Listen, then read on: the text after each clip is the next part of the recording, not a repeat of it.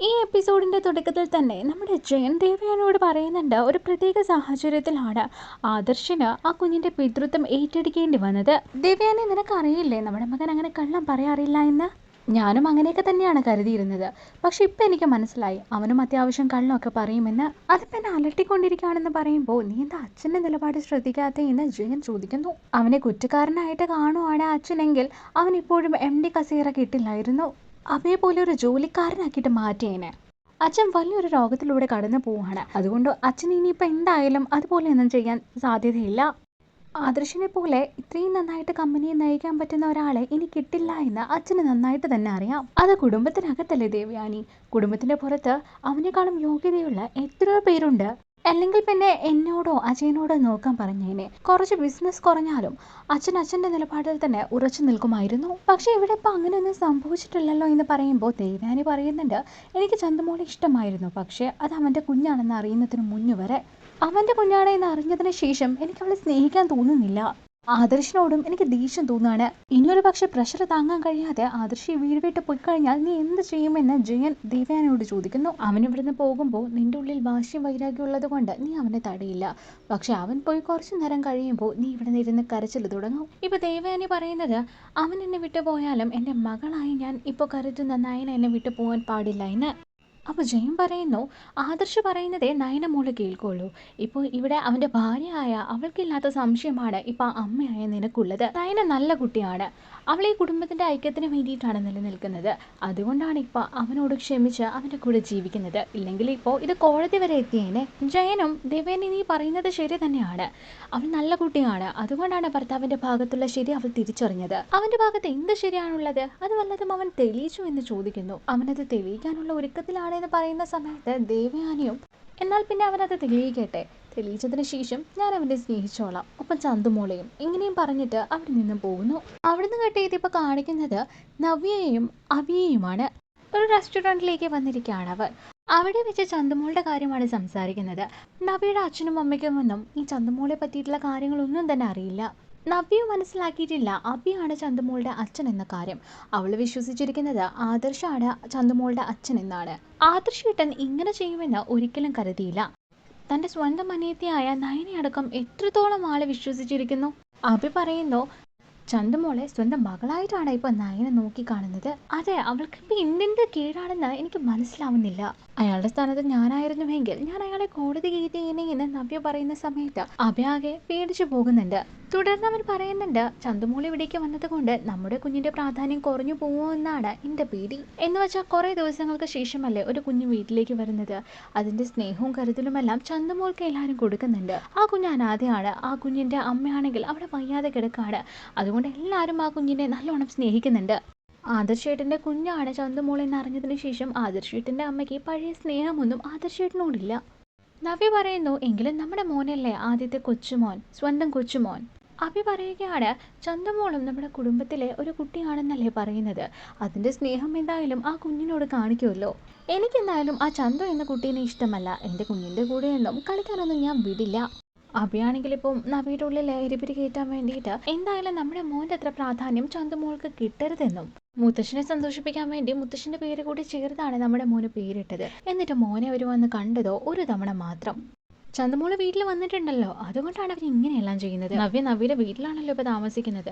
കുഞ്ഞിനെ കൊണ്ട് അനന്തപുരിയിലേക്ക് വരുന്ന സമയത്ത് എല്ലാം ശരിയാവില്ലേ എന്ന് അവനോട് ചോദിക്കുകയാണ്. നവ്യ തനിക്ക് എത്രയും പെട്ടെന്ന് പോകണം, കുഞ്ഞ് വീട്ടിൽ കരയൊക്കെ ആവുമെന്ന് പറയുന്ന സമയത്ത് അതെല്ലാം നിൻ്റെ അമ്മ മാനേജ് ചെയ്തോളൂ, കുറച്ചു നേരം കൂടി ഇരുന്നിട്ട് നീ പോയാൽ മതി എന്ന് പറയുന്നു. അതിൻ്റെ ആവശ്യമൊന്നുമില്ല, നാളെ ഞാൻ എന്തായാലും വീട്ടിലേക്ക് വരുമല്ലോ, അപ്പോൾ എല്ലാം ശരിയാകുമെന്ന് പറയുന്നു. പിന്നെ നാളെ തന്നെ വിളിക്കാൻ വേണ്ടിയിട്ട് ആരൊക്കെയാണ് വരുന്നത് എന്ന് ചോദിക്കുന്നുണ്ട്. ആദർശ് വരാതിരുന്നാൽ അത്രയും നല്ലതാണെന്ന് പറയുന്നു. കാരണം ആദർശിനെ പറ്റിയിട്ട് അത്രയ്ക്കും നെഗറ്റീവായിട്ടുള്ള കാര്യങ്ങളൊക്കെയാണ് നവ്യയോട് അഭി പറഞ്ഞു വെച്ചിരിക്കുന്നത്. അതുകൊണ്ട് ആദർശിൻ്റെ പേര് പറയുമ്പോൾ പോലും ഇപ്പം നവ്യയ്ക്ക് വെറുപ്പാണ്. അഭി പറയുന്നു, ആരയാളെ വെറുത്താലും അയാളുടെ ഭാര്യയായ നയന അയാളെ വെറുക്കുന്നില്ലല്ലോ. അവൾ പണ്ട് മുതലേ അങ്ങനെ തന്നെയാണ്, ആരെ കൊണ്ടും അവളെ മാറ്റാൻ കഴിയില്ല. ഇനിയൊരു പക്ഷേ അയാളോട് ദേഷ്യപ്പെട്ടിട്ട് വീട്ടിലേക്ക് വന്ന് നിൽക്കുകയാണെങ്കിൽ അച്ഛനും അമ്മയ്ക്കും അത് വിഷമാകും. അതുകൊണ്ട് കൂടിയിട്ടായിരിക്കാം അവൾ അവിടെ എല്ലാം അഡ്ജസ്റ്റ് ചെയ്ത് നിൽക്കുന്നത്. അഭി പറയുന്നു, എനിക്കങ്ങനെയൊന്നും തോന്നുന്നില്ല. അവൾ ചന്തുമോളെ കളിപ്പിക്കുന്നത് കാണുമ്പോൾ സ്വന്തം കുഞ്ഞാണെന്നെ ആർക്കും തോന്നിപ്പോകും. ഞാൻ പറഞ്ഞില്ലേ, അമ്മായി പോലും ഈ സംഭവത്തിന് ശേഷം ആദർശിനെ വെറുക്കുന്നു, എന്നിട്ട് നയന വെറുക്കുന്നില്ല. അതാണ് എന്നെ അതിശയിപ്പിക്കുന്നത്. നവ്യ പറയുന്നു ഇത്രയൊക്കെ ആദർശേട്ടൻ കാണിച്ചു കൂട്ടിയിട്ടും മൂർത്തി മുത്തശ്ശൻ അയാളൊന്നും ശിക്ഷിച്ചു പോലുമില്ലല്ലോ. നീ എന്തെങ്കിലും തെറ്റ് ചെയ്തിട്ടുണ്ടെങ്കിൽ നിനക്ക് ശിക്ഷ തരാൻ വേണ്ടി എത്ര ഉത്സാഹമായിരുന്നു ആൾക്ക്. എന്നിട്ടിപ്പോൾ ആദിശേട്ടൻ ഇത്രയും വലിയൊരു കുറ്റം ചെയ്തിട്ടും എന്തുകൊണ്ടാണ് ശിക്ഷ കൊടുക്കാത്തത്? അങ്ങനെ ഇപ്പോൾ രാത്രി ആയിരിക്കുകയാണ്. നന്ദു ട്രെയിനിങ്ങിന് വന്നിരിക്കുന്ന സ്ഥലമാണ് കാണിക്കുന്നത്. അവിടെ അവളുടെ ട്രെയിനർ മദ്യപിച്ച് വല്ലാത്ത അവസ്ഥയിൽ വരികയാണ്. ഇല്ലെങ്കിൽ തന്നെ നന്ദുവിനോട് ഒരുപാട് ക്രൂരതകളാണ് അയാൾ കാണിച്ചിരിക്കുന്നത്. അതുകൊണ്ട് അവളും അവളുടെ കൂട്ടുകാരിയും ഹെൽമെറ്റ് എല്ലാം ധരിച്ചു വന്ന് നമ്മുടെ നന്ദു കയ്യിലൊരു തടി വെച്ച് അയാൾക്ക് വേണ്ടത്ര നല്ലോണം അടി കൊടുക്കുന്നുണ്ട്. അയാൾ മദ്യലഹരിയിലായതുകൊണ്ട് തന്നെ ആരാണ് തന്നെ അടിക്കുന്നത് എന്നൊന്നും മനസ്സിലാവുന്നില്ല. ഈ സമയത്ത് അനന്തപുരിയിലാണ് കാണിക്കുന്നത്. നയന ഇപ്പോൾ ആദർശിൻ്റെ അടുത്തേക്ക് വരികയാണ്. ചേട്ടാ, നമ്മുടെ നന്ദു കുറേ ദിവസമായിട്ട് പറയുന്നുണ്ട് ആ ട്രെയിനറിനെ കൊണ്ട് വലിയ ശല്യമാണെന്ന്. അപ്പോൾ ആദർശ് പറയുന്നു എനിക്ക് കുറച്ച് തിരക്കായതുകൊണ്ടാണ്, ഇല്ലെങ്കിൽ ഒന്ന് അവിടേക്ക് പോയി നോക്കാമായിരുന്നു. ഇനി അവിടേക്ക് പോകണ്ട, അതിൻ്റെ ആവശ്യം വരില്ല. പക്ഷെ കേസോ മറ്റോ ആവുകയാണെങ്കിൽ അവിടേക്കൊന്ന് പോയിട്ട് അത് സോൾവ് ചെയ്യേണ്ടി വരും. കേസോ എന്ത് പറ്റിയെന്ന് ചോദിക്കുമ്പോൾ നന്ദു ചെറിയൊരു അടി കൊടുത്തിട്ടുണ്ട് ട്രെയിനർക്ക്. പരസ്യമായിട്ടാണോ എന്ന് ചോദിക്കുമ്പോൾ അങ്ങനെയല്ല, രാത്രി സമയത്ത് അവൾ ഒറ്റയ്ക്ക് പോയിട്ട് അയാളെ അടിക്കുകയായിരുന്നു. രാത്രിയിൽ മദ്യപിച്ച് വരായിരുന്ന അയാളെ മുഖം മറച്ച് നന്ദു തല്ലി. അയാൾ നല്ല ആരോഗ്യമുള്ള ആളല്ലേ, അപ്പോൾ അയാളും തിരിച്ച് തല്ലിയിട്ടുണ്ടാവില്ലേ എന്ന് ചോദിക്കുന്നു. ആദർശേട്ടന് അറിയാലോ, 10 പേരെ ഒന്നിച്ചടിച്ച കുട്ടിയാണവള്. ഈ ഒരാളെ അടിക്കുന്നതെല്ലാം നിസ്സാരമായിട്ടുള്ള കാര്യമാണ്. ഇപ്പോൾ ഇയാളാണെങ്കിൽ നല്ലോണം മദ്യപിച്ചിട്ടുണ്ടല്ലോ, അതുകൊണ്ട് തിരിച്ചടിക്കാനൊന്നും സാധിക്കില്ല. അവൾ നല്ലോണം അയാൾക്കിട്ട് കൊടുത്തിട്ടുണ്ട്. ഒരു പെണ്ണാണ് അടിച്ചതെന്ന് അയാൾക്ക് ചിലപ്പോൾ തിരിച്ചറിയാൻ സാധിച്ചേക്കാം. ആദർശ് പറയുന്നു ഈ കേട്ടതിൽ ഭയങ്കര സന്തോഷമുണ്ട്. എന്ന് വെച്ചാൽ അത്രത്തോളമാണല്ലോ നന്ദുവിനെ അയാൾ ഉപദ്രവിച്ചത്. നമുക്ക് 1-2 ദിവസം കഴിഞ്ഞിട്ട് അങ്ങോട്ടേക്ക് പോകാം. എന്നിട്ട് നന്ദുവിനോട് കാര്യങ്ങൾ ചോദിച്ചാൽ മനസ്സിലാക്കാം. മുത്തശ്ശനെ കൊണ്ട് ഒന്ന് റെക്കമെൻഡ് ചെയ്യിക്കാം. അങ്ങനെയാവുമ്പോൾ ചിലപ്പോൾ അയാളുടെ ശല്യം ഒഴിഞ്ഞു കിട്ടും. പിന്നെ നടന്ന കാര്യങ്ങളൊന്നും ഒരു കാരണവശാലും അനിയോട് പറയരുത് എന്ന് പറയാണ്. എന്ത് പറ്റിയെന്ന് ചോദിക്കുമ്പോൾ സാധാരണ ഇങ്ങനെ ഇടിക്കുന്ന പെണ്ണുങ്ങളെയെല്ലാം പുരുഷന്മാരെ ഒഴിവാക്കുകയാണ് ചെയ്യുന്നത്. കാരണം ഇടി കിട്ടിയാലോ എന്ന് പേടിച്ചിട്ട്. പക്ഷെ അനിക്കാണെങ്കിൽ അവളിൽ ഏറ്റവും കൂടുതൽ ഇഷ്ടമായത് അവളുടെ ഇത്തരം ക്യാരക്ടേഴ്സാണ്. ഇത് അവൻ അറിഞ്ഞു കഴിയുമ്പോൾ ചിലപ്പോൾ അവളോടുള്ള ആരാധന കൂടും. അവനിത് അറിയണ്ട എന്ന് പറയുന്നു. അപ്പം നയനയും ഞാൻ അറിയാതെ നോക്കിക്കോളാം. ഇനിയൊരു പക്ഷെ നന്ദു തന്നെ വിളിച്ച് ഈ കാര്യങ്ങളെല്ലാം അനിയോട് പറയുമോ എന്ന് ആദർശ് ചോദിക്കുന്നു. നയന പറയുന്നുണ്ട് അവൾ അവനെ വിളിച്ചില്ലെങ്കിലും അവൻ തീർച്ചയായിട്ടും അവളെ വിളിക്കും. അവൾ മാക്സിമം ഒഴിഞ്ഞു മാറാൻ നോക്കുമ്പോഴും അവൻ അവളുടെ പുറകിൽ തന്നെ പോകുന്നു. അവർ അനാമികയുടെ കാര്യം സംസാരിക്കുന്നുണ്ട്. അവൾ ഓപ്പോസിറ്റ് വരുമ്പോൾ പോലും മുഖം തിരിച്ചാണ് നടക്കുന്നത്. അവളോട് ഒന്നും സംസാരിക്കാൻ പറ്റാത്ത അവസ്ഥയാണ്. ആദർശ് പറയുന്നു ഇപ്പം നന്ദു ആണ് അനിയുടെ ഭാര്യയായി വന്നിരുന്നുവെങ്കിൽ അനിക്ക് ഭയങ്കര സമാധാനം കിട്ടിയിട്ടുണ്ടാകും. ഈ കുടുംബത്തിനും അത് തന്നെയായിരുന്നു നല്ലത്. ഇനിയിപ്പോൾ പറഞ്ഞിട്ടൊന്നും കാര്യമില്ലെന്ന് ആദർശ് പറയാണ്. ഇപ്പോൾ അവിടുന്ന് കട്ട് ചെയ്തിട്ട് നമ്മുടെ നന്ദുവിനെ കാണിക്കുകയാണ്. കൂട്ടുകാരി പറയുന്നു നന്ദു നീ നന്നായിട്ട് തന്നെയാണ് അയാൾക്ക് അടി കൊടുത്തത്, എനിക്ക് എന്തായാലും അത് ഇഷ്ടപ്പെട്ടു എന്ന് പറയുന്നു. ഇനി ചിലപ്പോൾ അത് കേസാവോ എന്ന് ചോദിക്കുന്ന സമയത്ത് ഒരു പെണ്ണിൻ്റെ കയ്യിൽ നിന്നും അടി കിട്ടിയാൽ അയാൾക്ക് തന്നെയല്ലേ നാണക്കേട്. ഇനി ഒരു പക്ഷേ അയാൾ കേസ് കൊടുക്കാൻ പോവാണെങ്കിലും എൻ്റെ കേസ് വാദിക്കാൻ എനിക്കറിയാമെന്ന് പറയുന്നു. പെൺകുട്ടികളോട് അപമര്യാദയായിട്ട് പെരുമാറുന്നവർക്ക് തക്കതായ ശിക്ഷ തന്നെ കൊടുക്കണം. അവർക്ക് ഇതുപോലൊരു പാഠം പഠിപ്പിക്കണം. പിന്നെ ഒരു കാരണവുമില്ലാതെയാണ് അയാൾ എന്നെ ബുദ്ധിമുട്ടിപ്പിച്ചു കൊണ്ടിരിക്കുന്നത്. ഇതിനു മുന്നേ ഞാൻ അയാളെ കണ്ടിട്ട് പോലുമില്ല. പക്ഷെ കൂട്ടുകാരി പറയാണ് അങ്ങനെ ആവാൻ സാധ്യതയില്ല, അയാൾക്ക് എന്തോ ഒരു ദേഷ്യമുണ്ട് നിന്നോട്. അതിനുശേഷം ഇപ്പം കാണിക്കുന്നത് നയനയുടെയും നവ്യയുടെയും നന്ദുവിൻ്റെയും അച്ഛനെയും അമ്മയുമാണ്. ഇപ്പോൾ കുഞ്ഞിൻ്റെ 28 കഴിഞ്ഞിരിക്കുകയാണല്ലോ. ഇവിടേക്ക് നവ്യയുടെ വീട്ടിൽ നിന്നും ആൾക്കാരെല്ലാം വന്നപ്പോൾ എന്തെല്ലാമോ മറച്ചു വെക്കുന്നത് പോലെ ഉണ്ടായിരുന്നു. അതെന്താണെന്ന് മനസ്സിലാവുന്നില്ല എന്ന് ഗോവിന്ദൻ പറയാണ്. കനകയും പറയുന്നു അതെ അത് ശരിയാണ്, ഇവിടേക്ക് വന്നപ്പോൾ ദേവാനിയുടെ മുഖത്തും എന്തോ ഒരു വിഷമമുണ്ടായിരുന്നു. അതിനെ പറ്റിയിട്ട് നയനയോട് ചോദിച്ചു. പക്ഷെ അവളാണെങ്കിൽ ഒന്നും പറഞ്ഞില്ല.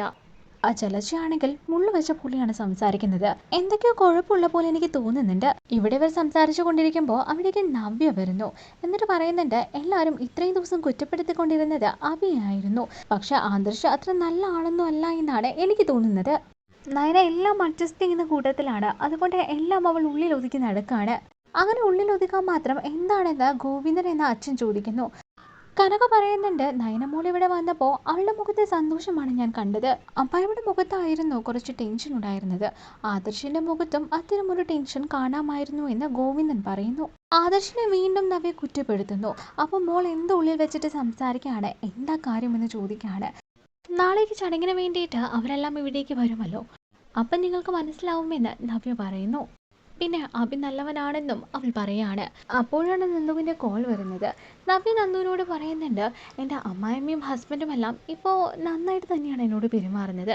ഞാൻ ഇവിടെ നന്നായിട്ട് പോകുന്നു മോളെ, നിനക്ക് എങ്ങനെയുണ്ടെന്ന് ചോദിക്കുമ്പോൾ എനിക്ക് കുഴപ്പമില്ല, തരക്കേടില്ലാതെ പോകുന്നു എന്ന് പറയുന്നു. അപ്പോൾ പോലും നവ്യ ആദർശിനെ കുറ്റപ്പെടുത്തിക്കൊണ്ടാണ് നന്ദുവിനോട് സംസാരിക്കുന്നത്.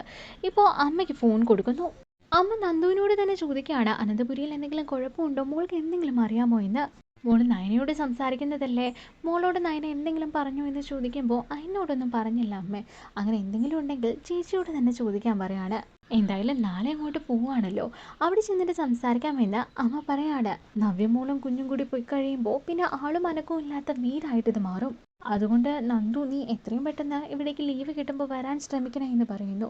അമ്മ അതിന് എപ്പോൾ ഈ ലീവ് കിട്ടുമെന്നൊന്നും അറിയില്ല. ഇനി ജോലി കിട്ടിയാൽ തന്നെ എവിടെ കിട്ടുമെന്നറിയില്ല.